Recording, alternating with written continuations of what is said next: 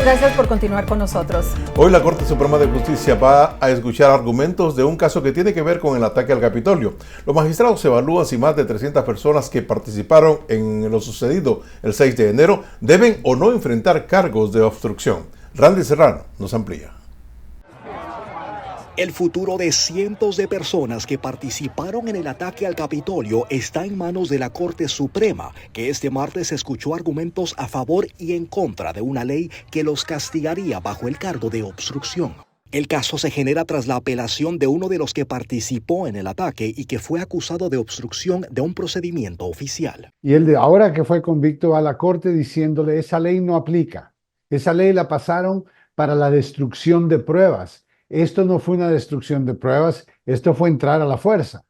Y aunque es ilegal, dicen ellos, esta ley no aplica.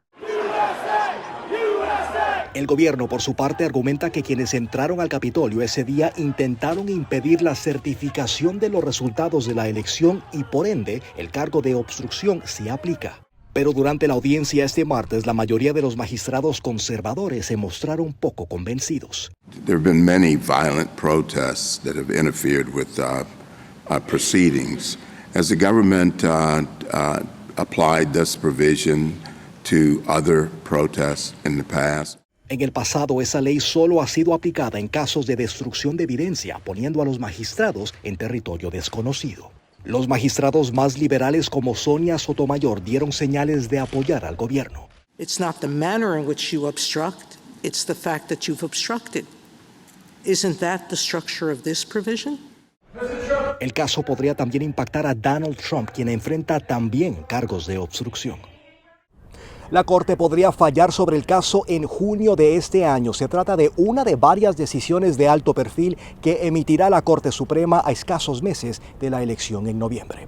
En Washington, Randy Serrano, Telemundo. Muchas gracias, Randy. Y las remesas en Honduras disminuyeron levemente en el primer trimestre del 2024. Estas y otras informaciones de nuestros países.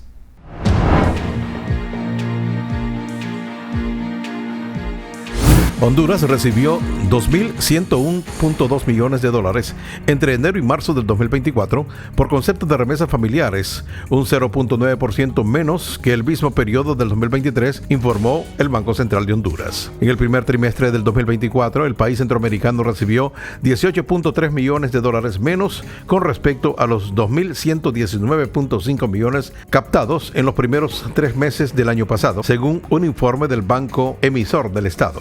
Solo durante marzo, Honduras recibió $740.7 millones de total de remesas recibidas entre enero y marzo pasado. Más del 80% provino de Estados Unidos, seguido de España con el 8.8% y de México con el 1.2%, según la información oficial. Las remesas representan alrededor del 25% del Producto Interno Bruto y en el último año se han constituido en uno de los principales sustentos de muchas familias hondureñas. En Guatemala, la jefa del Comando Sur del Ejército de los Estados Unidos, Laura Richardson, llegó a Guatemala para una visita oficial de 4 días, con una reunión incluida en su agenda con el presidente guatemalteco Bernardo Arévalo de León. La general estadounidense fue recibida por el ministro de Defensa guatemalteco Henry David Sáenz tras su aterrizaje en el Aeropuerto Internacional La Aurora de la capital del país, según informó el Ministerio de Defensa. Richardson se reunirá con Arévalo de León, recién investido en enero pasado, y también con la cúpula del ejército guatemalteco, con temáticas bilaterales relacionadas especialmente a la seguridad en la región, de acuerdo con la embajada estadounidense. En México, el presidente Manuel López Obrador expresó hoy que no es una frivolidad el asalto a la embajada de México en Quito, después de que el mandatario de Ecuador, Daniel Noboa, declaró ayer lunes que invitaría al gobernante mexicano a comer para arreglar la crisis. No hay ningún comentario porque no es una frivolidad en el asunto, contestó López Obrador en su conferencia matutina en una pregunta de la prensa sobre los dichos de Noboa. Las declaraciones se producen tras divulgarse el lunes una entrevista del presidente de Ecuador, quien manifestó que no se arrepiente de ordenar el allanamiento a la embajada de México el 5 de abril y dijo que que, para resolver el conflicto, invitaría a López Obrador a comer ceviche o probablemente tacos. Nos vamos a Colombia. El presidente de ese país, Gustavo Petro, ordenó suspender el encuentro pactado para finales de abril con las autoridades de Ecuador en respuesta al muy grave y asalto de la policía ecuatoriana a la Embajada de México en Quito. Se ha suspendido el gabinete bilateral con Ecuador. Creo que lo sucedido en la Embajada de México es muy grave, escribió el mandatario en la red social X. Petro fue uno de los primeros presidentes de la región en condenar el asalto en la sede diplomática mexicana el pasado 5 de abril, que resultó en la detención del expresidente ecuatoriano Jorge Blas bajo una orden de captura por cargos de corrupción mientras estaba refugiado en esa delegación. El gabinete bilateral es una reunión semestral entre ministros para tratar temas relacionados con la lucha contra el crimen organizado y conversación arbitraria a lo largo de la poderosa frontera con 600 kilómetros que comparten ambos países. Las noticias internacionales son traídas a ustedes por Orleans Furniture, la mueblería oficial de los latinos. Así está el mundo en nuestros países.